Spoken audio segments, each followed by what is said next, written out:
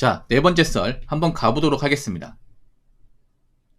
댓글 컨텐츠고 영상 제목, 제가 대기업 출신인데 새 500 받는데 18년 걸렸어요. 그만큼 스트레스 장난 아닙니다. 1년 만에 머리가 쉴 정도 라는 영상에 달린 댓글입니다. 일단 뭐 대기업 대단하죠. 근데 대기업도 회사마다 좀 차이는 있습니다. 회사 규모에 따라. 근데 일반적 대기업을 하면 좋은 데가 맞죠. 누가 봐도. 네, 누구나 가고 싶어 하고. 누구나 가고 싶어 하지만 막상 다니는 사람들 얼마 안 되고. 특히 요즘에는 또 대기업도 채용을 많이 안 하죠. 대기업도 옛날처럼 돈을 잘 버는 게 아니다 보니까. 예. 그리고 절대 다수는 중소기업을 다닙니다. 대한민국 국민의, 대한민국 이제 월급쟁이 중에 85%는 중소기업. 그 중에 나머지 15%라고 하면 한 6%, 7%가 중견기업. 거기서 이제 뭐 공무원, 그리고 공기업 빼면 한 5% 정도가 한 대기업 정도. 이렇게 생각하시면 됩니다. 정말 적죠, 여러분. 대한민국 월급쟁이 중에. 그리고 여러분도 아시겠지만, 여러분 주변에 대기업 다니는 사람도 있으면 대부분 소위 말하는 이제 좀 난 놈, 어릴 때 좀 공부 잘했던 친구들, 그런 애들이 대기업 다니는 케이스가 많아요. 학교 다닐 때 뭐 전교권에서 올랐다거나, 뭐 좋은 대학교 나오는 친구들. 예. 아무래도 대기업을 들어가려면 그런 이제 고학력이나 고스펙을 요구하는 경우가 많다 보니까. 그래서 누구나 대기업을 다니고 싶어 하지만 누구나 다닐 수 없다. 그리고 대기업 들어가서도 이제 끝나는 게 아니죠. 대기업 들어가서 버텨야 되죠. 왜냐면 버티지 못하고 나가 떨어지는 사람도 있는 거니까. 이분 같은 경우에 18년 동안 일하면서 새 500 받는다. 아마 500 언저리가 아니라 500하고 좀 더 받을까? 한 520 정도? 예, 새우 한 520이면 세전 연봉은 한 650씩 됩니다. 예, 여러분, 연봉이 한 7천 이상 넘어가면 세금을 진짜 많이 뗍니다. 엄청나게 많이 떼요. 보통 세후로 500이면 세금은 한 120은 떼인다 생각하시면 돼요. 120 정도. 그러니까 세후 500이면 한 세전 연봉, 세전 이제 월급이 한 620 정도 한번 계산해 볼까? 얼추 맞을 거예요.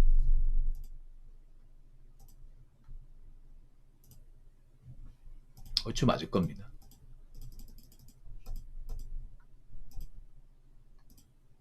네, 맞네요. 자, 세전 620을 세후로 하면 500 한 5, 6만 됩니다. 네, 대략적으로 맞네요. 그러니까 이제 한 7천만 원 중반. 여기서 성과까지 포함하면 거의 억대죠, 억대. 누가 돈을 많이 버는 겁니다. 누가 봐도. 근데 어떤 회사든 간에 일이 쉽게 시키면서 돈을 많이 주는 데는 없습니다. 없어요. 여러분 돈 많이 버는 직업 중에 전문직 있죠, 전문직. 그분들도 거의 뭐 수명을 갈아가면서 일을 합니다. 그분들 뭐 지금도 퇴근 못했을 거야, 아마. 네. 퇴근 못하고 이제 어떻게든 일 마무리 지으려고 뭐 늦게까지 일합니다. 잠도 많이 못 자요, 이게. 그래서 스트레스도 장난 아니야. 아무래도 내가 돈을 많이 받는다는 것은 그만큼 큰 돈이 나갈 수 있는 그런 일을 많이 하는 거니까.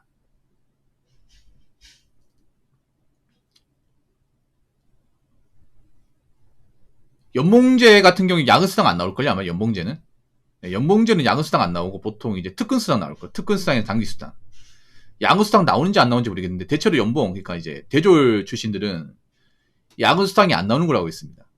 예, 보통 이제 특근수당, 이제 주말 갑자기 출근한다거나 아니면 이제 당직, 회사에서 이제 24시간 근무한다거나 그럴 때는 수당이 나오는 걸 알고 있는데 야근수당은 잘 모르겠네요.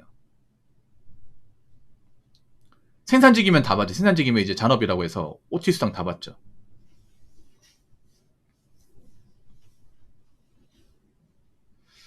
일단 스트레스가 장난 아닌 게 보통 대기업에서 맞는 어떤 그런 일들은 막 이제 억 단위 이상 돈이 이제 많이 나가는 것들이 많거든요. 그러다 보니까 책임도가 상당히 요구됩니다. 그리고 대기업은 뭡니까? 실적이 실적. 성과나 실적 같은 거 많이 줍니다. 성과를 많이 받는 이유가 뭐예요? 성과를 많이 냈으니까 받는 거죠. 직원들을 많이 갈아 넣어가지고 많은 어떤 이윤을 창출하게 만들었으니까 그 직원들에 대한 보상으로 성과를 많이 주는 거죠. 네. 그만큼 직원들이 뭔가 이제 실적을 위해서 달리다 보니까. 뭐 그러다 보니까 뭐 건강 같은 거 좀 신경 덜 쓰고 늦게까지 남아서 일을 할 수밖에 없어요, 이게. 네. 아마 그 중견기업 이상의 회사를 다니는 분들 알 거예요. 보통 주말 돼도 갑자기 회사 연락 받아가지고 회사 가는 경우가 정말 많아요, 이게. 네. 보통 이제 18년 됐으면 관리직. 그러면 이제 담당 파트가 있겠죠. 거기서 뭐 갑자기 뭐 긴급으로 일 생겼다 하면 갑자기 뭐 집에 있다가 막 옷 갈아입고 출근해야 되고 이런 경우도 더 있어요, 여러분.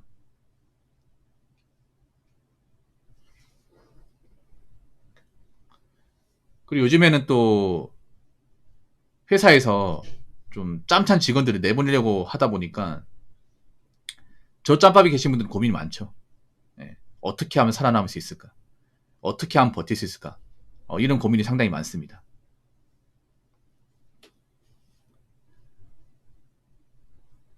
자, 댓글 한번 읽어보도록 하겠습니다.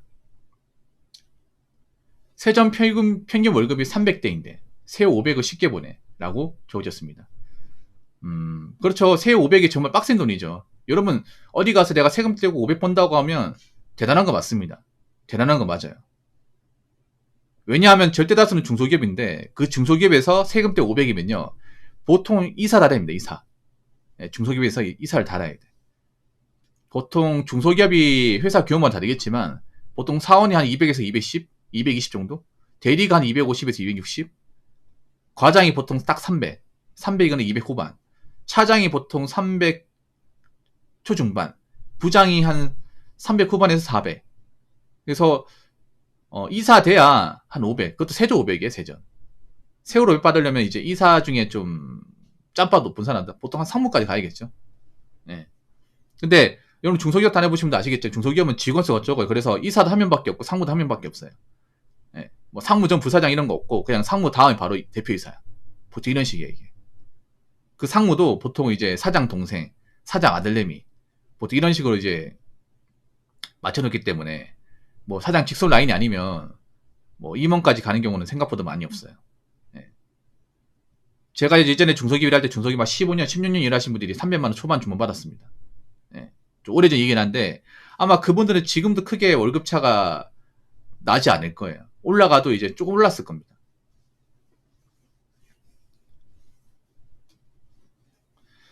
뭐 남자들도 한 이 정도 버는데 여자분들은 더 적어요. 여자분들은 중소기업 다니면 300 이상 버는 사람이 사실상 없어요. 중소기업 다니면. 보통 제조업 다니는 여자분들은 정말 십자가 적어요. 네. 제가 그때 중소기업 다닐 때 이제 직원 수가 200명 되는 회사를 다녔습니다. 많죠, 여러분? 많습니다. 공장 규모도 거의 한 6,000평 됩니다. 중소기업 중에서는 굉장히 큰 공장이에요, 여러분. 부서도 다 있어. 여직원도 한 10명 있었던 걸 기억나는데 적죠, 여러분? 보통 여직원도 뭐 하냐, 보통은 이제 격리나 이제 비서 그런 사람들 말고는 못 본 것 같아요. 설계팀 몇 명 있었고. 네. 보통 내가 중소기업 다닐 때 여자가 과장인 경우 한 2명 봤나? 그분들 근속이 한 15년 됩니다. 15년, 16년. 보통 여자분들 격리면 진급 잘 안 시켜줘요. 짬들이 엄청 많아서 짬들이. 그러니까 근속이 10년 넘어가는데 다 대리야. 일 알아보면 얼마 받는지 이게 들을 수 있거든요. 아름아름으로. 250 이상 못 받는다고 하더라고요. 250 이상. 대신 그분들이 뭐 남아서 일하는 건 아니고 칼퇴근하고 주 5일 근무야. 워라비는 좋아요.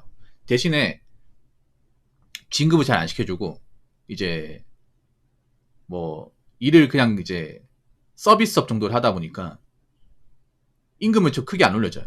예. 이거 아마 지금도 마찬가지일 거예요. 그래서 여자분들은 뭐 중소기업에 세후로 300 이상 받는 것도 정말 빡습니다. 이게 진짜 빡습니다. 여자가 이제 어떤 한 기업에서 사유 300 이상 받는다면 여자분들 입장에서 대단한 게 맞아요. 여자단에서는. 예. 그만큼 힘든 거야. 근데 왜 온라인만 보면 왜 유튜브 댓글이나 인터넷 커뮤니티만 보면 이렇게 500 보는 사람들이 많은 거예요. 500, 600 보는 사람들이 많아. 아니 진짜 여러분 거짓말 하는 게 아니라 유튜브 댓글이나 인터넷 커뮤니티만 보면 대한민국 다 잘 나가는 것 같아요. 전 세계에서 돈 많이 버는 사람들만 모아놓은 게 대한민국 같아. 근데 그럴 리가 없거든요, 여러분.